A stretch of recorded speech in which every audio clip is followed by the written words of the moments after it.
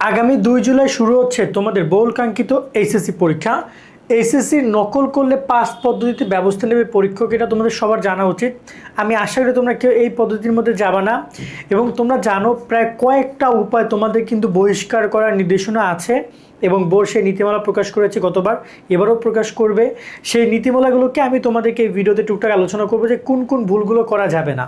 দেখো, নকল যে সবসময় যদি তুমি ছোটোখাটো কোনো কাগজপত্র নিয়ে যাবা নকল করবা এটা দিয়ে হবে তা না, আরও অনেকগুলো কারণ আছে যার মাধ্যমে তুমি চাইলে বহিষ্কার হইতে পারো, মানে এক্সপেল হইতে পারো। এবং আমরা চাই এই এক্সপেল আরটা একদম শূন্যতে চলে আসুক, সুন্দর মতো এটা পরীক্ষা দাও তোমরা, কোনো প্রকার অঘটন না ঘটিয়ে।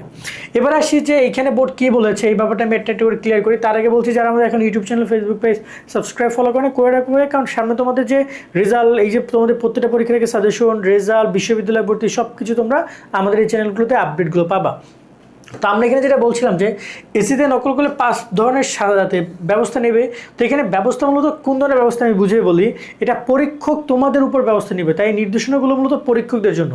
কিন্তু ওভারঅল ভিউতে আমরা যদি এই পুরো বিজ্ঞপ্তিটা দেখি যে তারা কি বলেছে, এখানে বলেছে যে তোমরা যে আদৌ যে নকল করছো সেটার স্পষ্ট প্রমাণ তাদেরকে দিতে হবে, অথবা তোমরা যে নকল করছো যদি কেউ নকলের আত্মসমর্পণ না করো, মানে ডকুমেন্টগুলো যদি তাকে না দাও, কোনোটা কাগজ দিয়ে গেছো, কোনোটা অসৎ উপায় অবলম্বন করেছো, সেক্ষেত্রে কি ব্যবস্থা নিবে এগুলো তারা বলেছে। আমি তোমাদের একটা পয়েন্ট দিয়ে দেখাই, যে দেখতে পাচ্ছ 2 নম্বর পয়েন্ট বলছে এইচএসসি এবং আলিম শ্রেণীর শিক্ষার্থীরা তোমাদের বাংলা, ইংরেজি, আইসিটি প্রথম ও দ্বিতীয় পত্র মিলে মোট 5টা বিষয়ের 500 নম্বরের সকল সমস্যার সমাধান, বাংলা এ প্লাস, ইংলিশে প্লাস, আইসিটি ম্যাজিক। প্রত্যেকটা গদ্য, পদ্য কিংবা বাংলা দ্বিতীয় পত্র বলো কিংবা ইংরেজির প্রত্যেকটা লেসন বা ইংরেজি দ্বিতীয় পত্র, প্রতিটা টপিক সহজে উপস্থাপন করা হয়েছে। আইসিটিতে প্রত্যেকটা টপিক ছবির মাধ্যমে সহজে উপস্থাপন করা হয়েছে। 3টা বইয়েই বিগত বছরের প্রশ্ন রয়েছে ব্যাখ্যা সহকারে। যদি কোনো টপিক বুঝতে না পারো, এই প্রত্যেকটা বইয়ের সাথে কিউআর কোড রয়েছে, স্ক্যান করলেই প্রতিটা টপিকের ভিডিও ক্লাস তোমার চোখের সামনে চলে আসবে। কেনার জন্য ভিজিট করো nahid24.com অথবা স্ক্রিনে দেখানো হোয়াটসঅ্যাপ নাম্বারে মেসেজ করো। পরীক্ষার্থীকে নকল করার সময় ধরা হয়েছে অথবা তার নিকট নকল করার মতো কাগজপত্র ছিল বলে ধরা হয়েছে, সে নকল করার কাগজপত্র সম্পন্ন করতে সমর্থ হয়েছে কিনা তা প্রকৃত অবস্থা পূর্ণ বিবরণ দিতে হবে, এবং তোমাদের এখানে লাল কালি দিয়ে তোমাদের সব কিছু ডকুমেন্ট করতে হবে, সেগুলো বলেছে। এখানে তৃতীয় নিয়মটা অনেক গুরুত্বপূর্ণ, জনকে সমর্পণ করতে বাধা দেয় নকল করে, তারপরে তারা সেটা অ্যালাউ করে না, সেটা ছিঁড়ে ফেলে, খেয়ে ফেলে, অনেক কাহিনী। সেক্ষেত্রে তাদের কী ব্যবস্থা নেওয়া হবে সেটা বলেছে। এরকম বেশ কিছু বিষয় বলেছে। এবং এখানে আটক উত্তরপত্র, প্রবেশপত্র, নকলের কাগজপত্র সব ধরনের জব্দকৃত নথিপত্র এবং সংশ্লিষ্ট প্রতিবেদন বোর্ডের কাছে পাঠাতে হবে। এখন এগুলো যে বেসিক টিচারদের জন্য। এখন তোমাদের জন্য আসলে নকল কোন কোন কারণে তোমরা নকলে ঝামেলা পড়তে পারো, একটা একদম সিম্পল বেসিক জায়গা, যে তোমরা যদি অতিরিক্ত মানে প্রশ্ন উত্তরপত্র যেটা লিখবে সেটা, আর হচ্ছে তোমার এডমিট কার্ড, রেজিস্ট্রেশন কার্ড, এই ডকুমেন্ট ব্যতীত তুমি যদি কোনো কাগজে নিয়ে যাও সেটাই নকল। এমনকি পানির বোতলের যে একটা স্টিকার নিয়ে যাও সেটাও নকল হিসেবে সাবমিটেড হবে। সো এই ধরনের ওই রকম কোনো কিছু নিয়ে যেতে পারবে না তোমরা। পানির বোতল যদি কেউ নিয়ে যাও, তারা ওই পেপারটা, র্যাপিং পেপারটা ফেলে দিয়ে যাবা।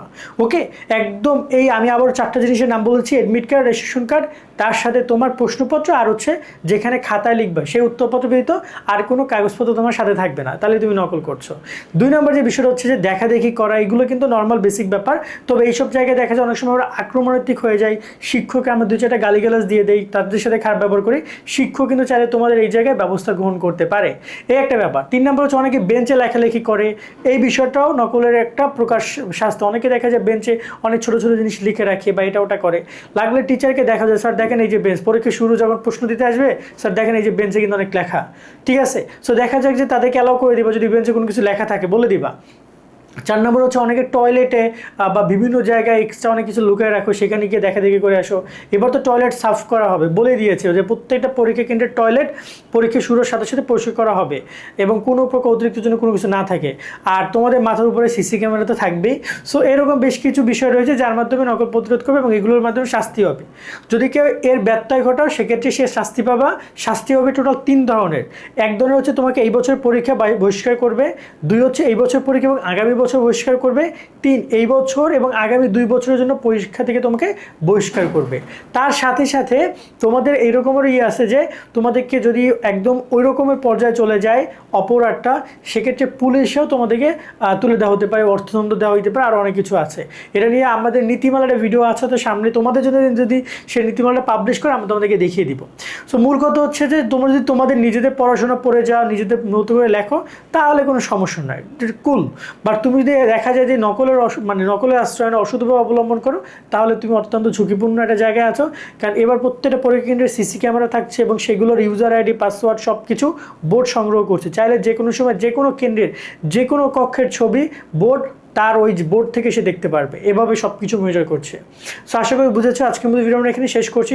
সকল অনেক অনেক ভালো থাকবা। আল্লাহ হাফেজ।